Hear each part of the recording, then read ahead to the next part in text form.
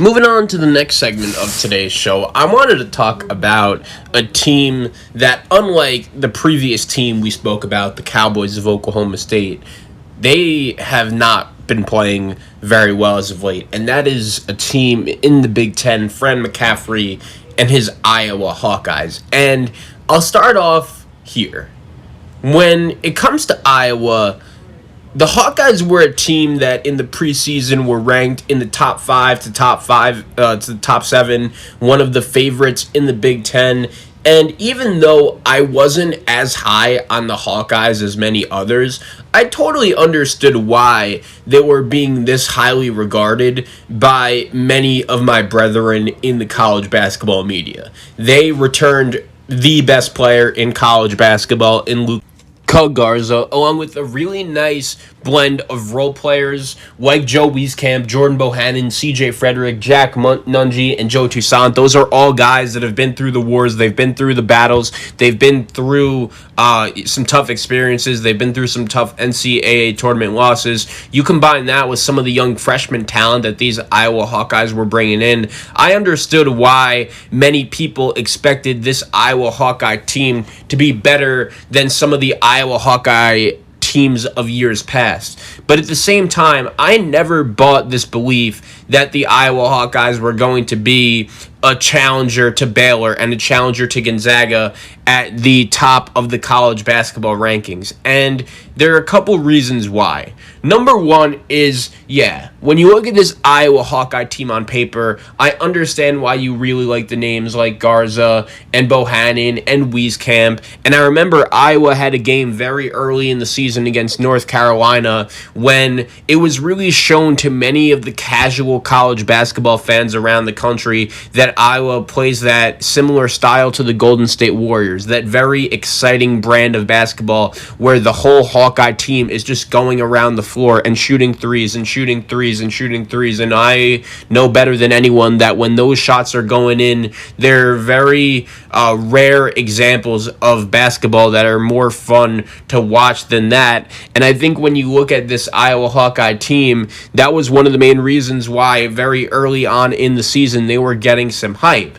But one thing I've noticed is that when you look at this Iowa Hawkeye team, they've been struggling over their last couple games. They have now lost 4 out of their last 5 games, featuring a loss or two to Archie Miller and the struggling Indiana Hoosiers. They also had a home loss to the Ohio State Buckeyes. They lost on the road to the Illinois Fighting Illini, and they lost at home to Michigan State. They beat Michigan State at home. I didn't want to make things too bad for the Iowa Hawkeye fans listening to this show. I'm sorry about that. But Iowa has hit a rough patch, and they are not playing good basketball right now. And there are many people that are shocked about this. There are many people who are very surprised about this. And there are many people who have been asking me for my opinion. Zach, what do you think about Iowa and their struggles? Can they continue? Can they rebound and make a push back towards the top of the rankings in college basketball? And here's what I'll say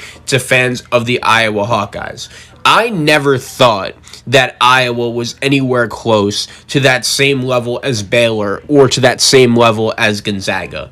I was someone that predicted Iowa to be the 3rd best team in the Big Ten prior to the start of the season, and I think that is right where they will end up, just about. Now, there are many people that when they watched that game against North Carolina that I referenced earlier in November, they watched that game and thought, wow, Iowa, when they're clicking, they could beat anyone. But I am someone that has really learned over the last couple of years, a team that doesn't play defense and a team that is just so heavily reliant on shooting the three, that is a team that doesn't always win the national championship. And when you combine that and the fact that, just look at the history, Fran McCaffrey, since he's been the head coach at Iowa, and he's not a bad coach by any means. I think Fran McCaffrey is a coach that is always good to at least get you to the NCAA tournament if you're a team like Iowa. My question is, when you're a team that is coached by a guy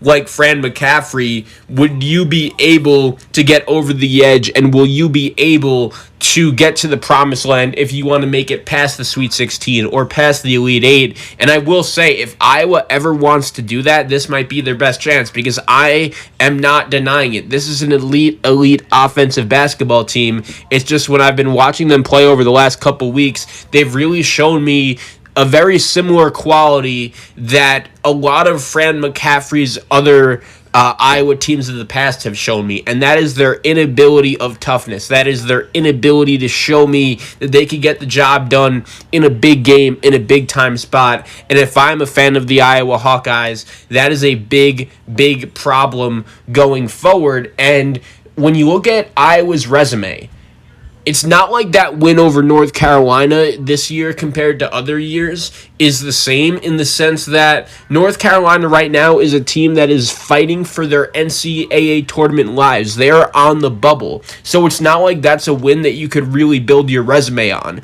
And I understand you play in a league like the Big Ten that is one of the better leagues in college basketball, so every win is going to help you. Iowa does have a win over Minnesota, a win at Maryland, a win against Purdue, a win against North Carolina. So all of those wins will help. And the good news for Iowa is the fact that you play in a league like the Big Ten, so every win will help. Their next game is at home against Rutgers. They will then go to Michigan State. They will go to Wisconsin, host Penn State, have a rematch with Ohio State, go to Michigan, and host Wisconsin to end the season. But that is one thing about Iowa that I will say.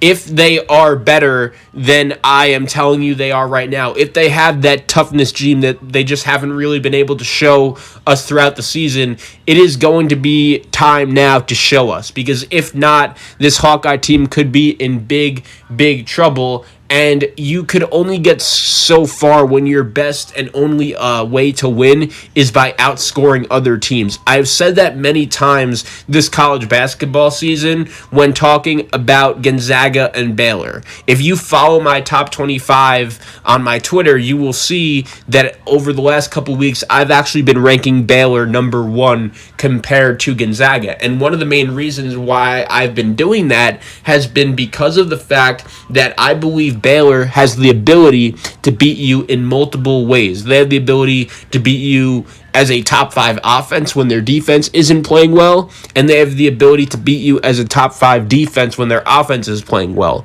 Gonzaga, as elite and as great and as dynamic as their offense is, that is really the only way I think they're really able to beat you. I think it is kind of similar with Iowa, except they are not as well coached and as tough as Gonzaga, and it's been clear to me that Iowa hasn't really been on the same court or anywhere near Gonzaga since they played in December, and Gonzaga really railed them and beat them and played them off the court.